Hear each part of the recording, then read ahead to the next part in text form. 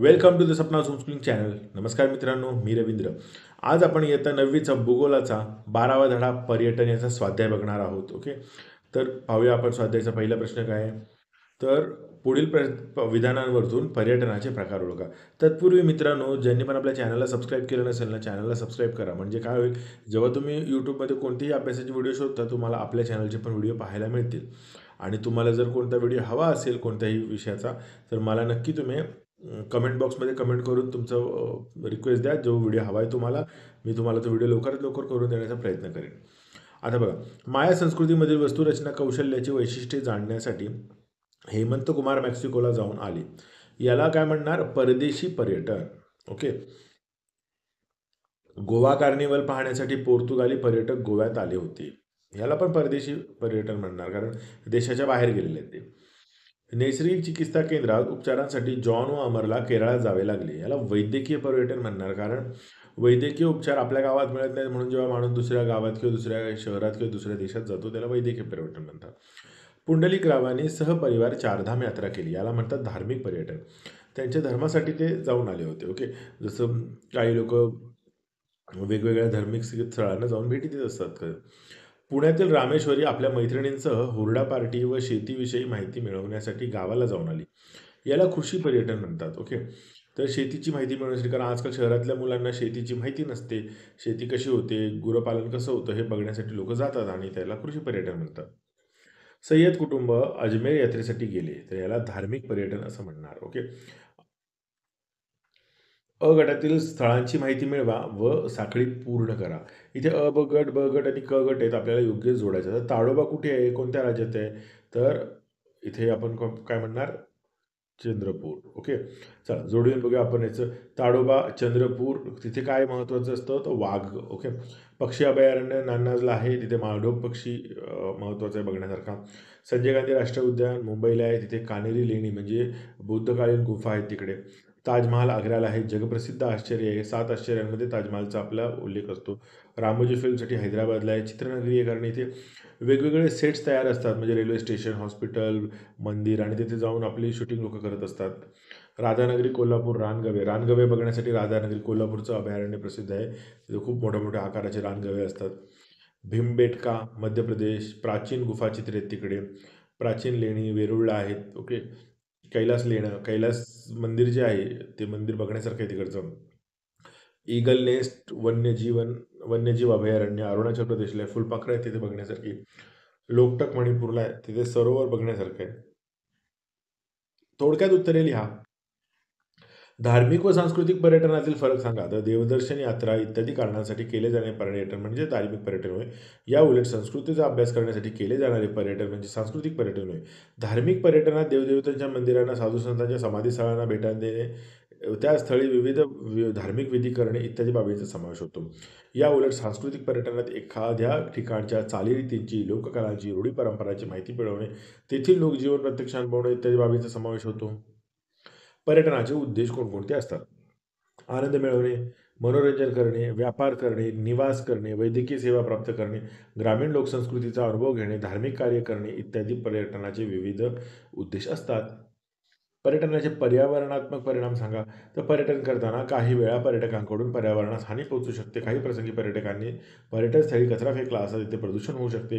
त्यामुळे पर्यावरणाचा ऱ्हास होऊ शकतो. परंतु पर्यावरणस्नेही पर्यटनाचा अवलंब केला असता पर्यटकांकडून पर्यावरणाला हानी पोहोचणार नाही व पर्यावरणाचा ऱ्हास होणार नाही याची काळजी घेतली जाते. त्यामुळे पर्यावरणाचा समतोल टिकून राहतो. पर्यटकांनी पर्यावरणस्नेही पर्यटन केले असता ध्वनी प्रदूषण टाळले जाते, वृक्ष व वन्य पशुपक्ष्यांची दक्षता घेतली जाते व पर्यटन स्थळे व तेथील वातावरण स्वच्छ राहते. पर्यावरणपूरक पर्यटन व या संकल्पनेमुळे पर्यावरणाची योग्य ती काळजी घेऊन पर्यटन स्थळांचा विकास केला जातो. निवासस्थाने, रिसॉर्ट, वाहतुकीचे मार्ग इत्यादी घटकांची रचना देखील पर्यावरणपूरक पद्धतीने केली जाते. या विकासात वीज, पाणी यांचा काळजीपूर्वक वापर केला जातो. पुनर्वापर संकल्पना ही वापरली जाते. पर्यावरणाची नैसर्गिक परिस्थिती राखून पर्यावरणाची नैसर्गिक स्थिती राखून पर्यटन विकसित केले जाते. आता पुढचा प्रश्न, पर्यटन विकासातून कोणकोणत्या संधी निर्माण होतात? तर बघा, पर्यटन विकासातून उपाहारगृहे, ओके, दुकाने, वाहतूक सेवा, मनोरंजन, निवासस्थाने, वैद्यकीय सेवा, व्यापार, बँकिंग सेवा इत्यादी संधी निर्माण होतात. म्हणजे बेसिकली पर्यटकांमुळे प्रत्येक सेक्टरमध्ये काही ना काहीतरी रोजगार उपलब्ध होतोच. पर्यटनाच्या ठिकाणी येणाऱ्या समस्या सांगून त्यावर उपाययोजना सुचवा. पर्यटनाच्या ठिकाणी पुढील समस्या उद्भवू शकतात: पर्यावरणीय समस्या, वैद्यकीय सेवांचा अभाव असल्याची समस्या, निवासस्थानांच्या अभावाची समस्या, वाहतुकीच्या सेवा पुरेशा प्रमाणात उपलब्ध नसण्याची समस्या आणि संपर्क साधनांची उपलब्धता नसल्याची समस्या. बघा, वाहतुकीची जर सोय नसेल, रस्ते चांगले नसतील, तर पर्यटकांवरती परिणाम होतोच आणि राहण्याची पण सुविधा पाहिजे. कारण पर्यटक आले तर त्यांना रात्रीच्या आधी घरी परतता येत नसेल, तर त्यांना राहण्यासाठी चांगले चांगले हॉटेल, निवासस्थानं हवी आहेत. ओके.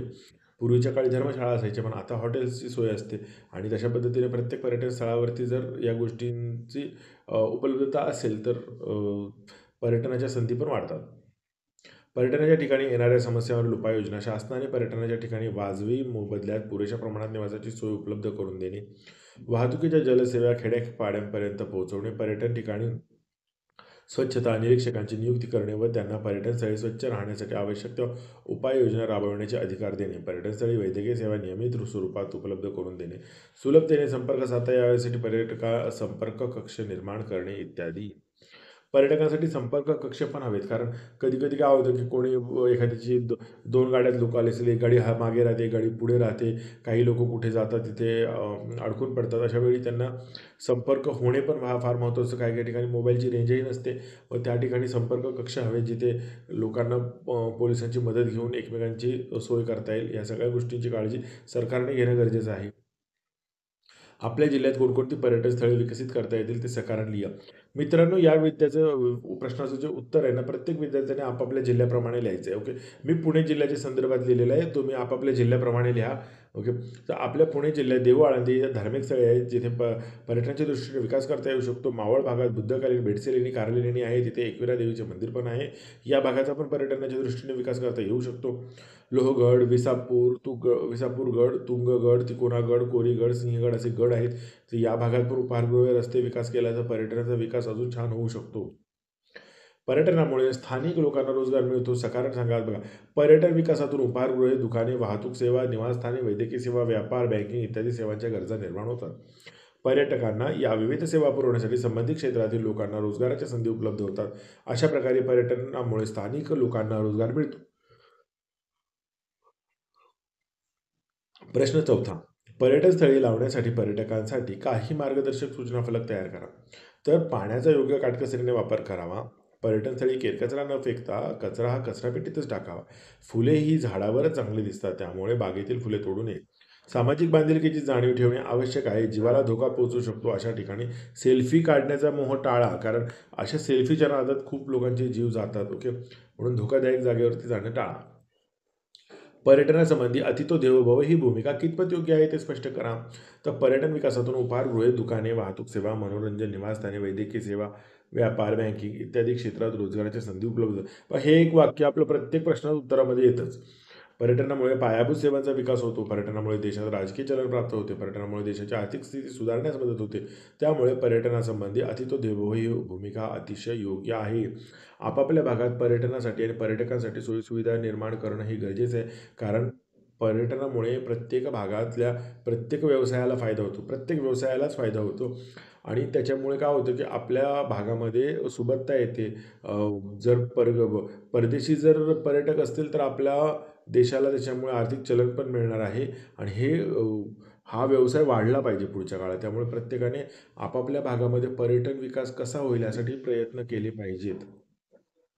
आता बघा, महाराष्ट्रातील पर्यटन स्थळाचा नकाशा दिला आहे. त्याच्या आधारे खालील प्रश्नांची उत्तरे लिहा. तर हा नकाशा नीट पाहून घ्या. आपल्या पुस्तकात पण दिलेला आहे नकाशा. गरम पाण्याचे झरे असलेल्या ठिकाणचे अधिकारी ही ठिकाणी इथे असण्याची कारणे सांगा. तर वज्रेश्वरी, पुणे, उनपदेव, कापेश्वर, उल्केश्वर इत्यादी ठिकाणी गरम पाण्याचे झरे आहेत. या ठिकाणी भूतरंगात अ, तुलनेने अधिक उष्णता असल्यामुळे इथे गरम पाण्याचे झरे आढळतात. कारण जमिनीच्या खाली उष्णता जास्त आहे, त्यामुळे जेव्हा ते झऱ्यातलं पाणी बाहेर येतं कुठेतरी जमिनीवरती, तेव्हा ते गरम असतं, उकळतं असतं, कधी-कधी वाफ येत असते त्यातून. वाहतुकीचे मार्ग व पर्यटन स्थळांचा विकास यांचा सहसंबंध कोणकोणत्या ठिकाणी दिसून येतो? तर वाहतूकचे मार्ग व पर्यटन स्थळांचा विकास यांचा सहसंबंध मुंबई, पुणे, नागपूर, नाशिक, कोल्हापूर, नांदेड, शेगाव, शिर्डी, औरंगाबाद, रत्नागिरी, सोलापूर या ठिकाणी दिसून येतो.